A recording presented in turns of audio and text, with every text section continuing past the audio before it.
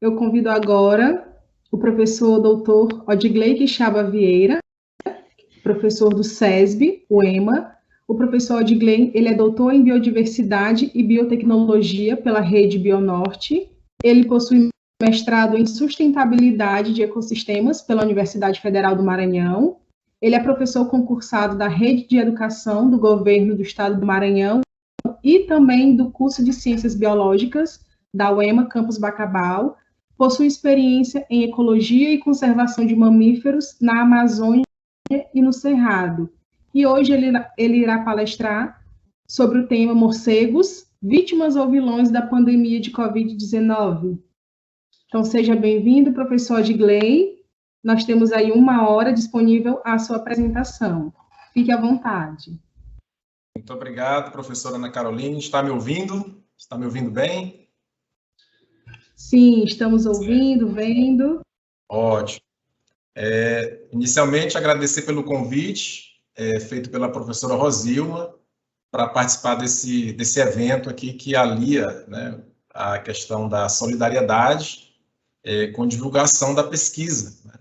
Fico muito feliz por ter sido convidado, também sou um colaborador antigo aqui do campus de Lago da Pedra, e fico muito grato por participar do evento e fazer aí à noite, né, juntamente com os colegas, o professor Danilo e a professora Juliana, que são aí arcabouços, né, nas suas respectivas áreas. Essa noite eu estou trazendo aqui para o público em geral, né, para aqueles que fazem parte desse nosso evento, algumas informações referentes a esse grupo, né, de mamíferos, que são os morcegos, e fazer com que as pessoas possam tentar entender que nem sempre aquilo que chega aos nossos ouvidos, né, é digno de aceitação. A gente vive em cidadania, a gente às vezes até mesmo aceita, nós somos cidadãos, né? A gente aceita aquilo que as pessoas falam, mas nem sempre a gente é obrigado a concordar. Então, a nossa proposta aqui hoje é fazer exatamente isso, é tentar desmistificar algumas dessas informações e mostrar, né, que esses animais, eles têm um papel preponderante, né, principalmente no nosso estilo de vida, tá bom? Deixa eu compartilhar a nossa tela aqui, para que a gente possa poder acompanhar. Um minutinho. A minha fala. Bom.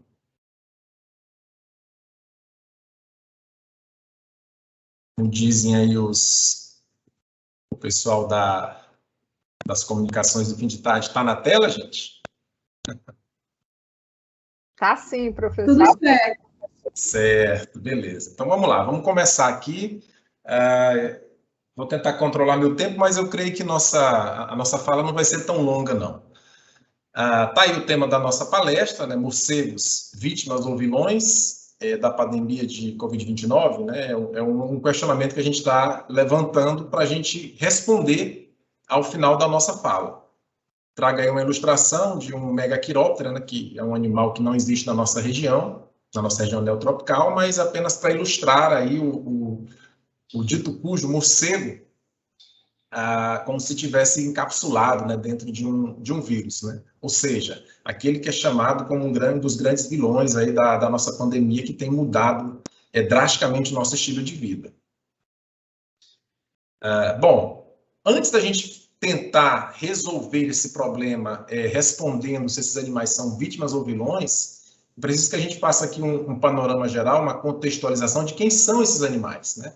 E por que eles carregam tanto mau agouro por algumas parcelas da sociedade. De antemão, são os únicos mamíferos voadores, biologicamente falando, é um processo evolutivo que data de milhões de anos, eles conviveram, inclusive, até mesmo com os dinossauros, e estão diretamente relacionados com o surgimento das plantas, né, portadoras de flores. Então, nós temos aí mais de 100 milhões de anos de existência, né, dessa ordem Chiroptera. Agrupados dentro da ordem Chiroptera, que vem aí de Cher, que significa mão, e Pteron, asa. Muito dos problemas relacionados ao fato desses animais serem mal vistos pela comunidade é pelo fato deles carregarem algumas características, digamos assim, não tão atrativas. Por exemplo, é um animal noturno, muitas pessoas consideram como sendo um rato alado, né, que vem aquele do folclore popular de que é um rato que aprendeu a voar. A gente vai ver mais à frente uma imagem que pode ajudar a justificar esse tipo de informação. É um animal misterioso. Existem exemplares que são sugadores de sangue, né, ou seja, ele é carregado de informações que podem ajudar a criar essa visão negativa do animal. Aí, no último trecho do nosso slide, leva, né, a palavra vampiro. Né? O surgimento do termo vampiro vem muito ainda do período da colonização, porque esses animais hematófagos eles não existiam, né, no velho continente, eles são únicos e exclusivos aqui da região neotropical. Então, muitas histórias são criadas, né, o que acabam gerando essa má fama desses animais. Nós vamos ver mais à frente que eles são, na verdade, bastante importantes para o nosso meio ambiente. Aqui a gente tem um pouco da diversidade, ainda nesse panorama de contextualização de quem são esses animais. Né? No mundo, aproximadamente 1.384 espécies.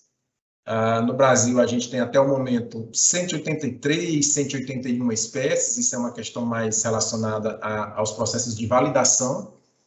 Então, a gente tem diversidade genética que faz com que muitos desses indivíduos sejam contabilizados de forma errada ou não. E a gente sabe que a ciência ela vive em constante transformação. Então, hoje, nós temos aí, né, entre 181 e 183 espécies no Brasil. E aqui no Maranhão, o último compilado feito aí por um colega, em 2017, aponta a ocorrência de 53 espécies de morcegos.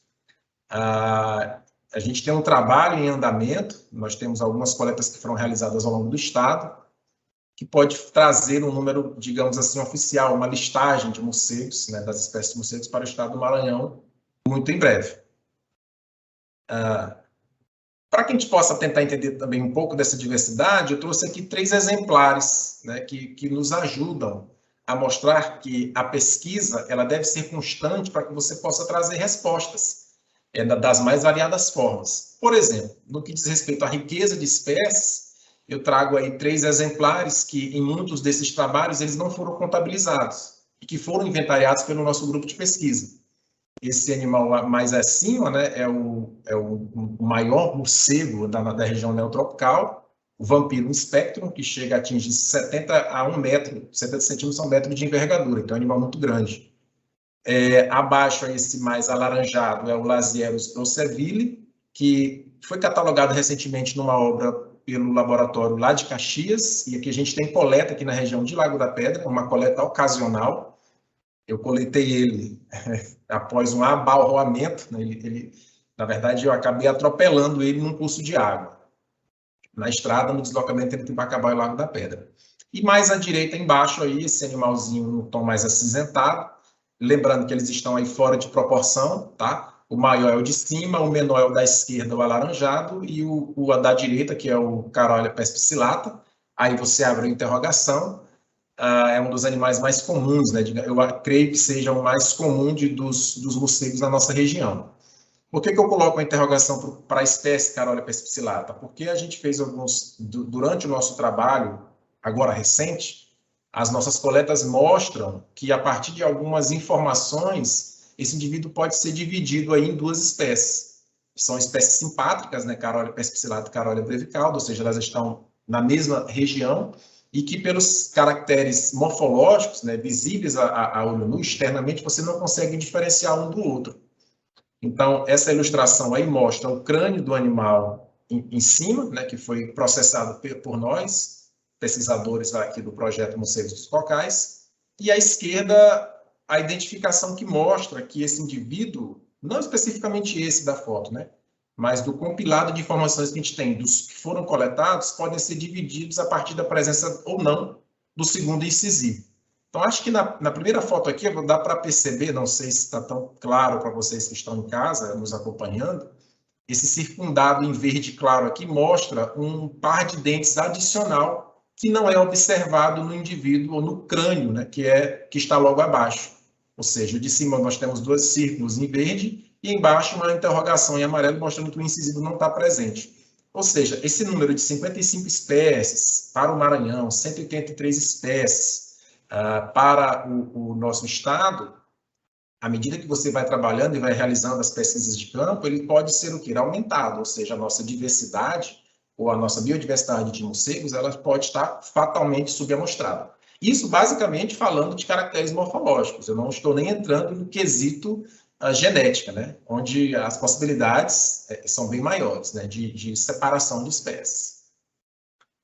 Bom, aqui algumas curiosidades, né? que faz parte do nosso dia a dia. Os morcegos, eles se organizam em colônias, podem se abrigar em fendas de pedras, telhados, árvores, topos de edifícios, entre outros locais. Ou seja, são animais que estão no nosso convívio diário. Essa foto da direita, ela foi tirada recentemente de um abrigo, né, de um galpão abandonado, né, mas ontem, por incrível que pareça, um amigo meu me mandou uma foto de um morcego empolerado na casa dele, e preocupado, é claro, né, tem criança e tem toda aquela questão sanitária, se o animal era perigoso. Ele disse que não é perigoso diretamente, mas indiretamente não é muito bom estar muito próximo de um animal silvestre. Então, ele está sempre procurando as nossas edificações, porque é um abrigo que é fácil, né, e que tem em grandes quantidades, né, ao longo das edificações, né, nas cidades. Eles ficam de cabeça para baixo porque é uma forma de economizar energia para levantar voo. A decolagem se torna mais fácil nessa posição porque a força da gravidade vai facilitar o impulso. E mais embaixo, diz que as patas dos morcegos são bem parecidas com as das mãos humanas, contendo um polegar e 4 dedos. Esse indivíduo da direita, abaixo, é o Desmodus rotundus, é um morcego hematófago, é um morcego vampiro. E o que vocês estão vendo embaixo, próximo ao número 6, é o polegar do animal. Ou seja, o animal tem um polegar muito grande, que ele utiliza para andar sobre as suas vítimas. Mamíferos, né? O animal de sangue quente, porque ele é hematófago, ele chupa sangue, né? Na verdade, ele lambe o sangue a partir da ferida que ele abre. Porcos, cachorro, ser humano, né? Animais de criação, tais como vacas, cavalos, etc. E é o fato desse animal andar sobre as suas presas, né, que vem aquela expressão que nós vimos anteriormente, chamada de rato alado, né? É porque ele está andando ali e no momento que o animal se movimenta, ele sai voando, né? Então, você pensa que o rato, aliás, que o morcego, na verdade, é um rato que vai sair voando, né? Quanto à alimentação, do que esses animais vivem? Claro, são animais silvestres, né? Eles tendem a viver nas regiões inabitadas, né? Matas, seja ela mata fechada, mata de galeria, ou então nas formações savânicas. É um animal, cavernas, por exemplo, é um animal que vive na natureza. Quanto à alimentação, podem se alimentar de frutas, isso é muito comum, né? Muitos desses animais, a grande maioria, né? Por exemplo, da família Filostomida, subfamília Filostomida, são frugívoros, ou seja, se alimentam de frutas. Esse primeirinho aí, no caso, o Carolia perspicillata é um exemplo. Esse da direita, também um pouco maior e enegrecido, né? É o Molossus rufus, que também foi retirado de uma edificação, no caso de um galpão, também na região de Bacabal. Já é um animal insetívoro, então ele atua comendo insetos. Muitas das vezes, a professora Juliana falou que os nordestinos, né, e o pessoal do norte, costumam sentar na porta no fim de tarde. Então, se o Anopheles, professora, está por cima procurando sugar o nosso sangue, de repente o Molossus também está voando, porque ele se alimenta de muitos desses insetos. Então, você já vê também um benefício, né?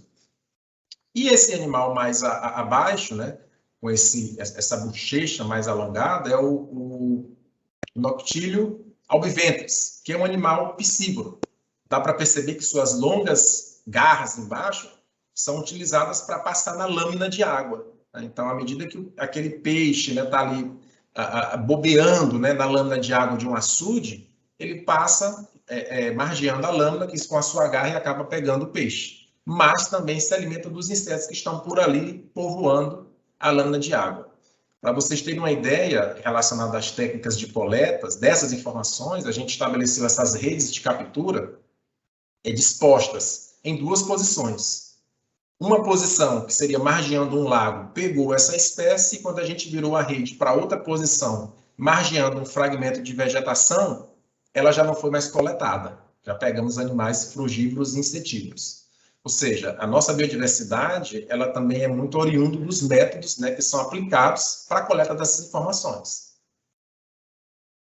E aqui nesse slide a gente pode perceber aí mais 4 guildas, né, alimentares aí, que são os hematófagos, os nectarívoros, os onívoros e os carnívoros. Na verdade, gente, os morcegos, eles ocupam praticamente todas as guildas, eles só não têm saprófago, então eles se alimentam de tudo. O primeiro, à esquerda, no sentido horário, com a linguinha de fora, na literatura ele é até chamado de um morcego onívoro, que é o Glossophaga soricina. Mas os estudos mostram que é um animal que tem uma preferência pelo pólen, pelo néctar, na verdade, das flores. Então, é um animal nectarívoro. À direita, a gente vê circundado por vermelho aí na borda da figura, o Desmodus rotundus, que é um animal hematófago, que nós falamos agora há pouco, que é o que se alimenta de sangue, né, que causa alguns prejuízos para o ser humano, diretos, né? Seguindo no sentido horário, a gente vê aí o filóstomo de escola, que está nesse tom amarelado, não pelo fato de ser a cor dele, ele tem um tom acinzentado, mas é porque ele, obviamente, né, ele é onívoro, ele come de tudo, preferencialmente por insetos, mas aí, no caso, ele tinha acabado de visitar uma flor.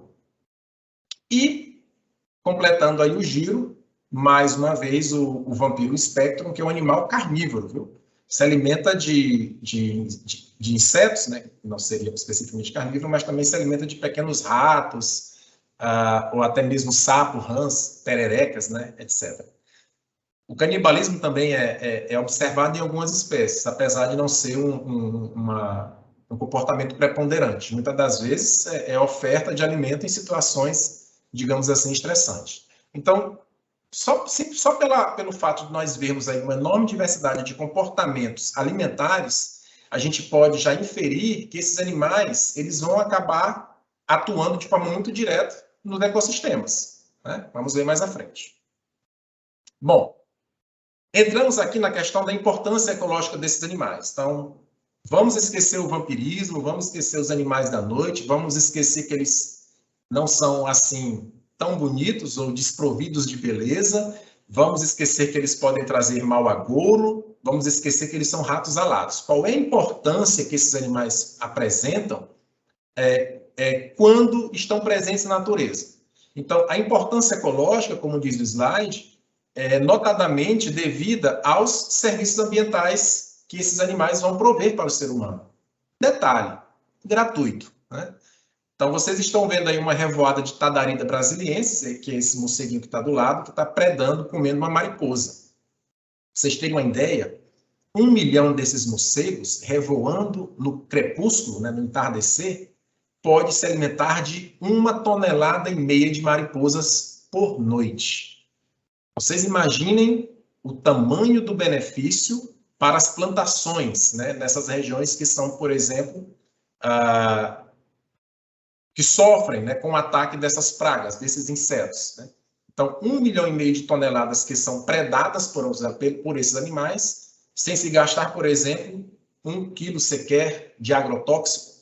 Então, são muitos benefícios diretos, eliminando o inseto. Você também acaba diminuindo os gastos dos produtores e, consequentemente, a poluição ambiental, né, promovida pela liberação de agrotóxicos no controle dessas pragas. Então, está aí um benefício. Outro benefício, né? Os morcegos neotropicais, eles polinizam pelo menos 500 espécies de plantas de 96 gêneros diferentes. Jambeiro, o destaque da foto aí é para o pequizeiro, né? O pequi, muito comum no nosso cerrado, adorado por uns e odiados por outros, né? Nós temos o abacateiro, a bananeira, a mangueira, que faz parte do nosso cardápio, a goiabeira e o próprio jatobá, né, que é uma árvore que tem uma importância gigantesca, né, seja na produção de látex, na produção de madeira, ou na produção de frutos ou derivados, né, da árvore. Então, é uma árvore que se aproveita de tudo. Abaixo, vocês estão vendo uma pitaia, que é uma fruta que está na moda, muito comum nos supermercados, cara, diga-se de passagem, que depende única e exclusivamente da polinização proveniente de morcegos. Então, na ausência do morcego nas plantações, o agricultor ele tem que ir lá à noite, manualmente, e sair pincelando pólen por pólen cada uma dessas flores. Ou seja, serviço gratuito, ele trabalha de graça, se alimentando do néctar das flores. Então, Então, a gente viu agora há pouco que esses animais são oriundos, né, dos processos de florificação há milhões de anos atrás. E vem evoluindo continuamente com essas culturas, né, de botânicas. Então, de uma hora para outra, eles devem ser vitimizados, né, por um problema que supõe-se ser originário deles, é de se pensar, né? O Carolepes piscillata também é um animal que é um exímio dispersor de sementes, o que nós falamos agora há pouco no início. Aí está a minha mão contendo uma planta do gênero Piper, né?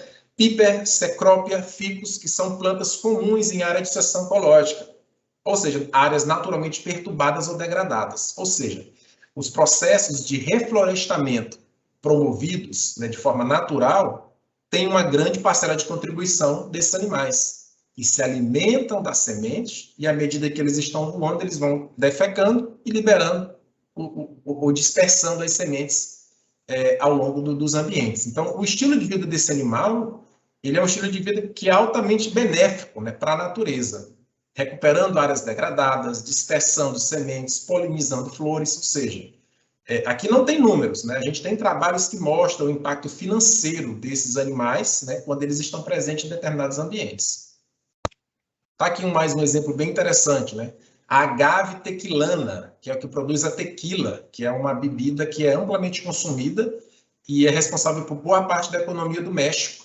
É uma planta dependente do Glossophaga soricina, que é aquele morcego beija-flor da linguinha comprida. Então, sem Glossophaga, sem tequila, né? Imagine o impacto para um PIB de um país como o México, né? Aqui no Brasil, a agave cisalana é fonte da fibra sisal, que é considerada a fibra mais dura e resistente do planeta.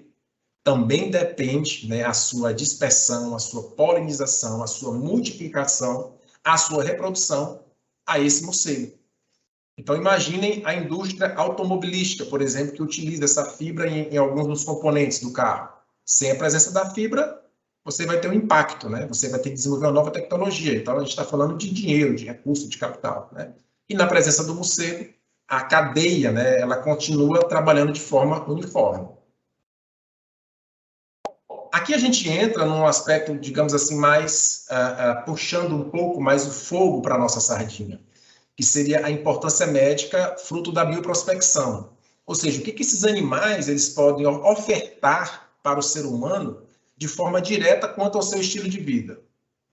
Aí vocês estão vendo a foto do Desmodus rotundus, que é uma das 3 espécies de morcegos hematófagos presentes aqui na região neotropical. Desmodus rotundus tem no Maranhão, Diphleu caudata tem no Maranhão, não tão comum, e Diemus iunge, que também tem aqui no Maranhão. 3 hematófagos que estão presentes na nossa região. Eu digo assim Maranhão porque eu costumo falar nas aulas, né, para os meus alunos, que se você pega ali o rio Parnaíba, você separa o Maranhão do Piauí. Se você vai para o outro lado do rio Tocantins, separa o Maranhão do Pará. Mas o morcego ele não respeita, né, essa divisão geopolítica. Ele não chega no rio Parnaíba e diz, olha, eu não vou atravessar para lá porque lá é Piauí, eu não moro lá, eu moro no Maranhão, né? A gente entende, né, como uma grande ecorregião do Maranhão, com a sua Amazônia e seu Cerrado, onde esses animais estão presentes. Então, esse caso aí do Desmodus rotundus, né, é um animal que, como mostra o artigo, até antigo, de 2003, que a saliva desses animais hematófagos é fonte de novos anticoagulantes.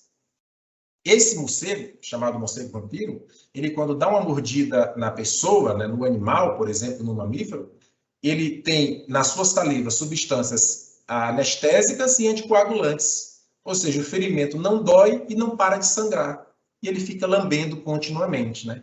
Então, a bioprospecção é a utilização desses fatores, né, dessa saliva, na produção de medicamentos que podem, no futuro, ter utilização na aplicação em humanos como anticoagulantes para doenças vasculares. Então, imagine esse animal que é muito combatido por conta, né, da propagação da raiva e a importância dele na bioprospecção. A gente vai ver mais à frente por que, né, que ele vai causar esses problemas relacionados à raiva, né? Haja visto aí a importância desses animais na produção de medicamentos.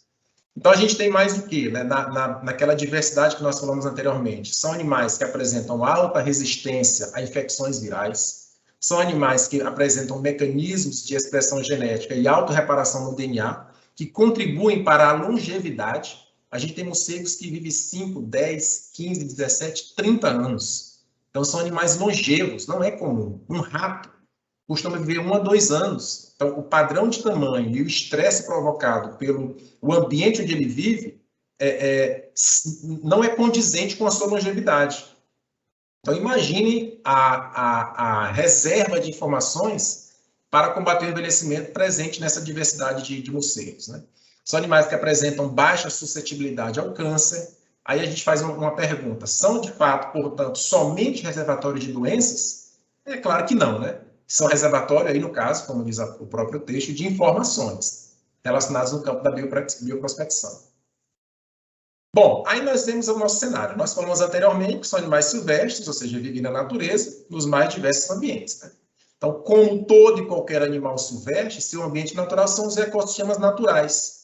Mas o que é que nós estamos vendo aí na foto, né? Nós estamos vendo uma região de mata degradada pela derrubada de madeiras, né? Uma ilustração retirada da internet. E à nossa direita, aí, uma área do nosso campo do projeto Morcegos Cocais, mostrando as redes que estão dispostas no fragmento de vegetação à direita e à esquerda, pasto, né? Que é um dos grandes problemas do nosso estado. Então, o que está acontecendo? A população, o desenvolvimento, o estilo de vida do ser humano, ele tem diminuído o ambiente natural de ocorrência desses animais e tem aproximado das suas populações, né? Animal silvestre lá, animal doméstico aqui. Então, a tendência é você separar. E as fronteiras, elas estão se tornando cada vez mais tênues nessas separações. Aí, uma ilustração para trazer um pouco de informação bem interessante, né? Você vê um urso aí, a gente vamos esquecer, né? Não tem urso no Brasil, e a gente não está falando de urso aqui, né?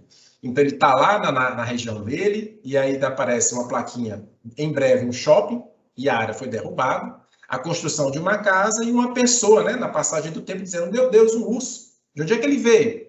E ele vai falar: ué, mas eu sempre estive aqui. Então, a ilustração anterior, a foto, está mostrando exatamente isso. O animal está lá, ele vive naquele local. São as pessoas que estão avançando, né, ao seu ambiente natural, né? Aí a gente tomando o Maranhão como exemplo, é uma ilustração que eu uso muito nas minhas aulas, né? Então, o Maranhão tem 64% de cerrado, essa mancha mais amarelada no mapa. 34,8% da sua área é composto pelo ambiente de Amazônia, o bioma amazônico. E a Caatinga, apenas 1,1%. Bom, é lindo, né? Você vê que, então, ali naquela porção verde, tudo é Amazônia, tudo mata, né? E a porção amarela é tudo cerrado, aquela savana linda, né? Não é bem assim, né? O cerrado ainda apresenta 71% de remanescente. E a Amazônia, dos 34%, apenas 23% está ainda preservada, está de pé. São esses restos, esses resíduos de mancha verde que vocês estão vendo na foto. Tudo aquilo que é lilás na imagem, gente, é vegetação secundária, é área que foi derrubada. Então a gente se pergunta: meu Deus, o que está acontecendo com esses animais? Para onde eles estão indo? O que eles estão sofrendo com tanta degradação? Será que as coisas vão continuar da maneira natural se você está estrangulando o ambiente de ocorrência desses animais? Algumas respostas vão ter que estar acontecendo, né? Então, o nosso estilo de vida contemporâneo, nós sabemos disso, a gente não quer ser nenhum eco chato, né? A gente faz uso, a professora Juliana, o professor Danilo, faz uso de tecnologia para gerar informação, né? Mas a gente sabe, né, que esse estilo nosso, como um todo, né, isso fazendo uma problematização, vai promover alterações significativas no meio ambiente. Mudanças climáticas, o ser humano acaba intervindo e se aproximando e restringindo muito mais em áreas ditas preservadas, que são ambientes naturais da ocorrência desses animais. Nós temos o problema de caça e tráfico de animais silvestres, que também acaba diminuindo essas populações e aumentando o contato. Nós temos o consumo de animais silvestres, que está diretamente relacionado, né, com essa nossa pandemia, e o manuseio de alimentos sem os devidos protocolos de higiene. Eu diria que esses dois tópicos aí finais são aqueles que estão mais atrelados com o problema que nós estamos vivendo. Então, esse modo de vida contemporâneo acaba o quê? Promovendo surtos epidêmicos, pandemias e epidemias, que são potencialmente agravadas pela nossa globalização. Então, nós estamos agora circundando de um lado para o outro, né? Carregando informações das mais diversas possíveis, ao longo dos continentes. Então, gente, vamos começar os problemas. Então, o que está acontecendo? O ser humano está degradando, ele está diminuindo, ele está reduzindo as áreas naturais, ele está entrando em confronto com as áreas preservadas. Então, vocês veem à direita essas 3 ilustrações mostrando um casebre, é um problema social, né, associado a um problema ecológico, que seria adentrar em áreas que estão sendo recentemente desmatadas, condições de vida subhumanas, e mais embaixo uma criança que foi, aí no caso, mordida por um morcego.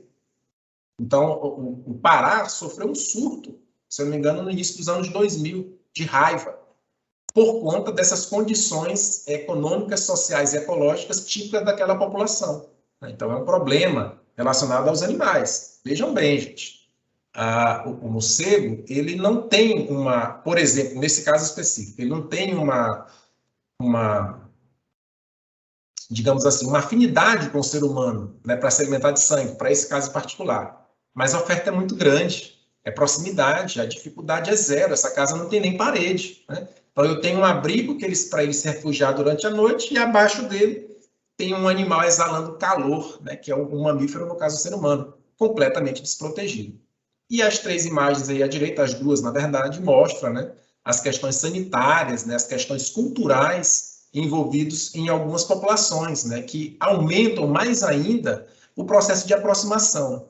Se na esquerda, digamos assim, essas pessoas, né, foram pressionadas a viver nessas condições, à direita eu tenho um estilo de vida cultural, né, que me aproxima dessas fontes de interrogação.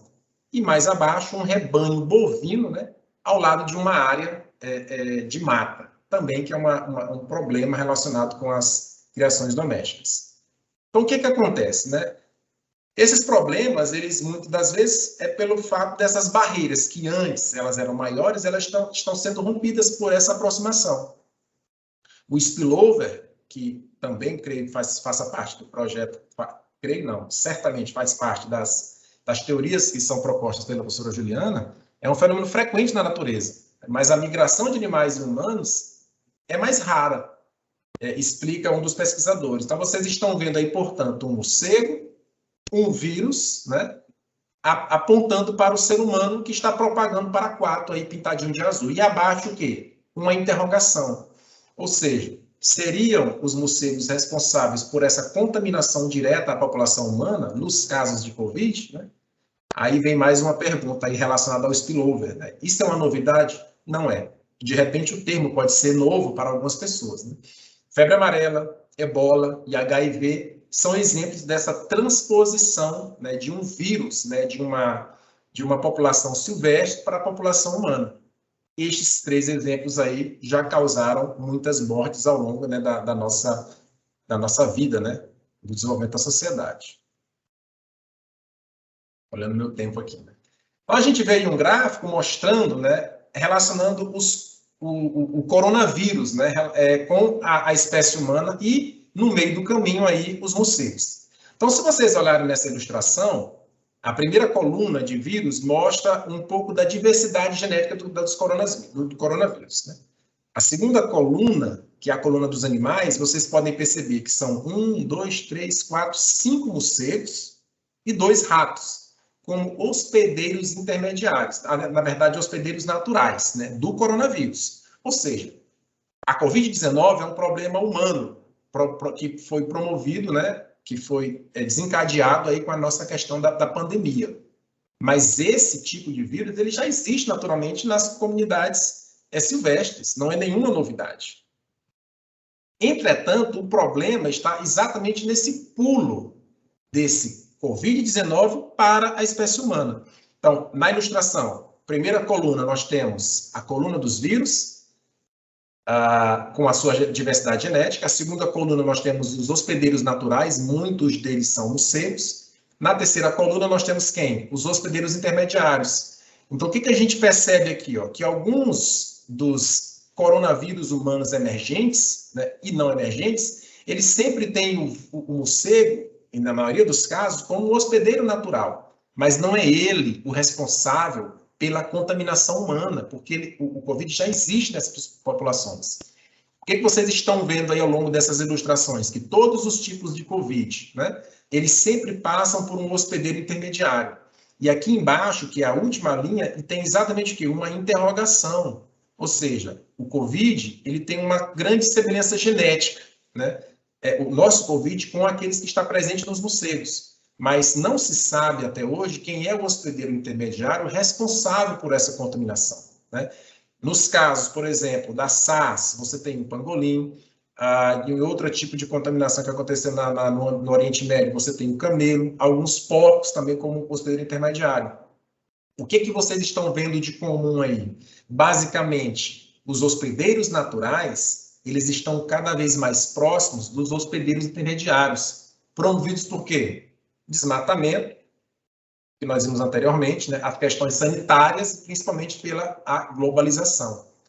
Olha o destaque aí para essa caixa de texto em amarelo, né?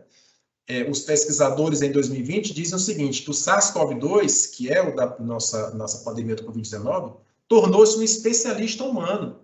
Isso significa um alto desempenho para infectar o Homo sapiens e menos capacidade de ter a mesma eficiência para infectar outras espécies. Ou seja, historicamente, evolutivamente, né, e ao longo dos milhares de anos, a gente convive com os vírus, né? O problema é que esse convívio ele tem se tornado cada vez mais próximo por conta desses problemas que nós já citamos anteriormente, né? Então, não é nenhuma novidade, né? O coronavírus, na verdade, né? O que a gente sabe aqui, então, hoje, né? Que os morcegos apresentam a maior diversidade genética de coronavírus, foi mostrado na ilustração anterior, quando comparado a todos os outros mamíferos, e são provavelmente os reservatórios naturais e ancestrais de todos os coronavírus de mamíferos. Então, isso é um fato. O animal, ele apresenta esse caráter, né, na linha de sucessão, né? Nós temos uma grande diversidade, com potencial zoonótico desconhecido, já foram detectados em morcegos de diferentes espécies por todo o globo, incluído no Brasil, e um número maior aguarda ser descoberto. Mas, né, aí vem aqui mais uma vez, né, uma interrogação mostrando que para o SARS-CoV-2 você pode ter o morcego, o SARS-CoV-2 também aqui, mas você tem uma interrogação. Animais como o porco, o macaco, o cachorro, né? Não está nada claro em saber quem é o hospedeiro intermediário, né? Apesar de nós sabermos quem é o hospedeiro natural, né? E, claro, após isso, a contaminação de humanos para humanos, né? Uma forma de transmissão. Então, o problema hoje que a gente tem é basicamente, né, fruto da nossa tentativa de resolver o problema baseado na pressa, né, e, claro, também na disseminação de informações, né, das famosas fake news, né? Então, a dúvida ou pressa em apontar um culpado para o Covid-19 faz com que os morcegos sejam responsabilizados por algo que não estão diretamente envolvidos. E vejam bem o termo, diretamente envolvidos. Nós precisamos separar, né, os animais silvestres dos animais domésticos. Nós precisamos respeitar, né, essas barreiras, né, e considerar que o homem tem que se posicionar, né. Vem a pergunta, né, ao final, do que nós vimos até agora. E aí, vocês acham que os morcegos eles são vítimas ou vilões, né, daquilo tudo que nós estamos vivenciando, né? Aí eu reforço, né? Por que a gente deve proteger esses animais? E eles proporcionam a economia de 23 bilhões na redução de pesticidas. Vimos o exemplo do Tadarida, né? Eles plantam florestas, até 95% das plantas pioneiras são dispersas por morcegos na América Latina, 95%, né? 89 dessas espécies estão ameaçadas de extinção. E com um detalhe, gente, a baixa capacidade de reposição dessas populações. A maioria só tem um filhote por ano. Altamente custoso produzir, desenvolver esse filhote até que ele chegue à idade adulta. Mais de 1.400 espécies de morcegos catalogadas, como nós falamos anteriormente, né, por conta das diferenças genéticas. 7%, por exemplo, mora na Mata Atlântica. Isso aqui é só uma informação relacionada a quem produziu esse infográfico, né? E mais de 20% das espécies de mamíferos são morcegos.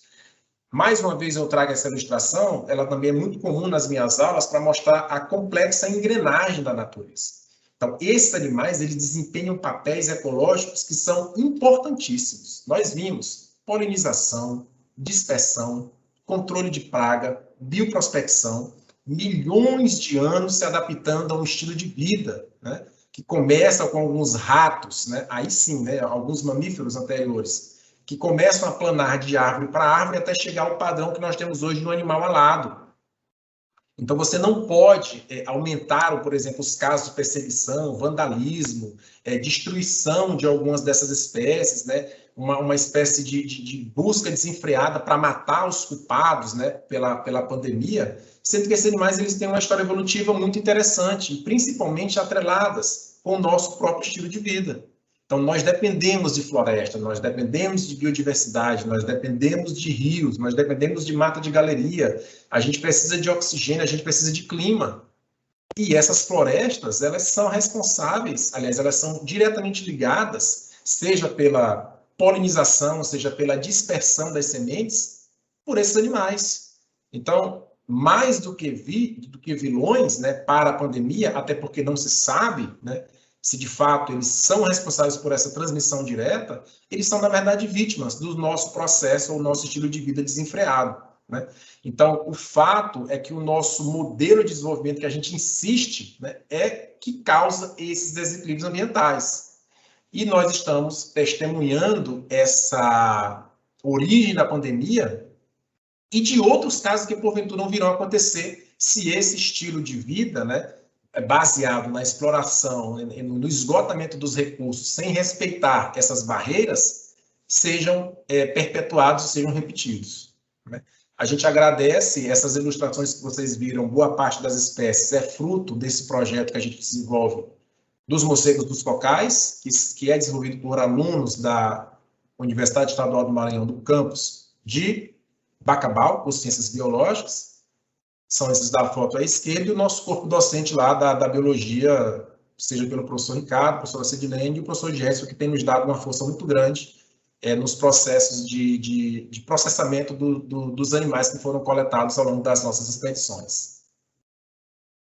Agradece o tempo, a paciência, e espero que vocês saiam daqui replicando essa informação, né? Que nós, na verdade, é que somos o culpado, né? Pelo nosso estilo de vida. E esses animais, muito pelo contrário, muito nos beneficiam e tendem a nos beneficiar se de fato forem respeitados, né? A partir de agora, né? Com mais ênfase por vocês que são multiplicadores de conhecimento. Muito obrigada, professor Edgley, pela belíssima exposição. Temos vários elogios aqui para você no chat. E antes de lê-los, eu abro... caracterizado, ó. Isso. Batman. E, então, nesse momento, eu abro aqui um espaço a perguntas, elogios, comentários. Quem deseja fazer pode levantar a mãozinha.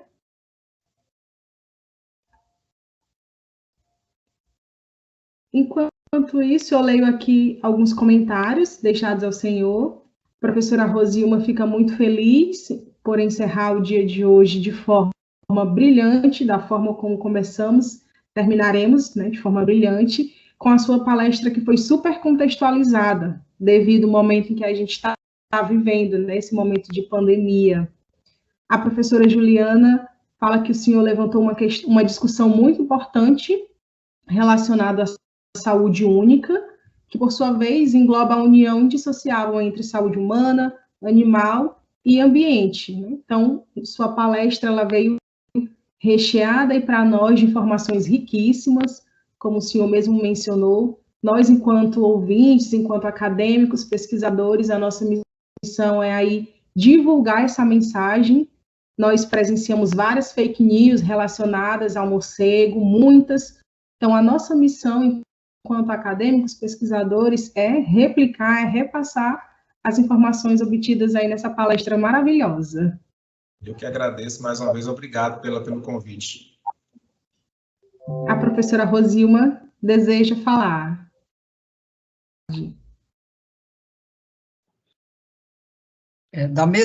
Boa noite a todos mais uma vez.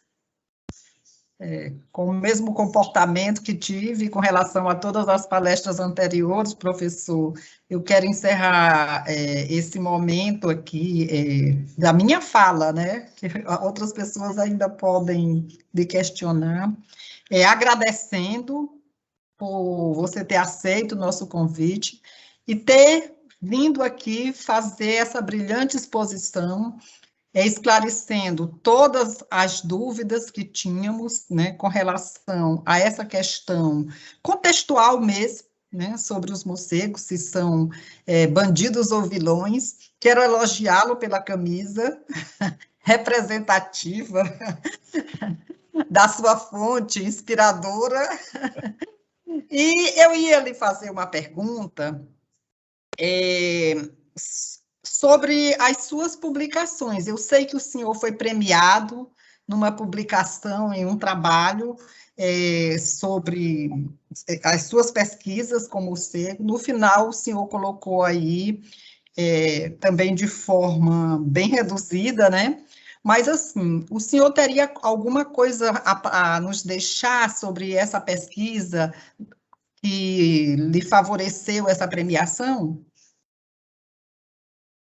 Professora, assim, a gente trabalha basicamente com um trabalho de formiguinha, né? Eu trabalho muito com a questão de inventário. O Maranhão, ele é uma interrogação. A professora Juliana deve saber muito bem disso, que a gente tem poucas informações relacionadas a alguns grupos em específico. Então, a mensagem que a gente tem, basicamente, como pesquisador, é de tentar sempre manter essa chama acesa da investigação, né? E tentar fazer o máximo possível, mesmo na ausência de recursos, principalmente financeiros. Eu tenho feito um trabalho nesse projeto dos cocais, fazendo inventário, com 2 alunas do PIBIC, né, que são bolsistas, né, mas ao todo são quatro alunas, e a gente tem parcos recursos para trabalhar com isso. E a gente mostra que são técnicas que são replicadas, né, isso é ciência, e que a gente está conseguindo alcançar alguns números que eram inimagináveis, né, por um esforço pequeno e por ser simplesmente um projeto relacionado a 2 alunos de PIBIC. É perseverar, né? A gente precisa manter essa chama da ciência acesa, porque a gente vive numa época de desinformação, né? Notadamente de desinformação. Então, a gente precisa trabalhar, nós estamos na academia, a gente está trabalhando com ciência, a gente precisa replicar essas informações e perseverar para que possa, o tempo todo, isso estar sendo, gerando benefícios para a sociedade. A gente tem uma publicação que deve sair em breve, também relacionado à biodiversidade de morcegos. Primeiramente aqui na região dos cocais, e depois tentando fazer um checklist para o estado como um todo. Eu também gostaria de devolver a palavra à professora. Agradeço, professor, suas palavras, e gostaria de devolver a palavra aí à nossa interlocutora, né? A nossa a Ana Carolina aí, nossa mediadora. E para que a Ana Carolina veja se ainda tem alguma mãozinha levantada aí. Marcos Vinícius, né? Temos Marcos Vinícius.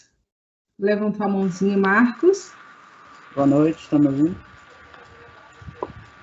Sim, Marcos, pode falar, estou ouvindo. Boa noite a todos e a todas.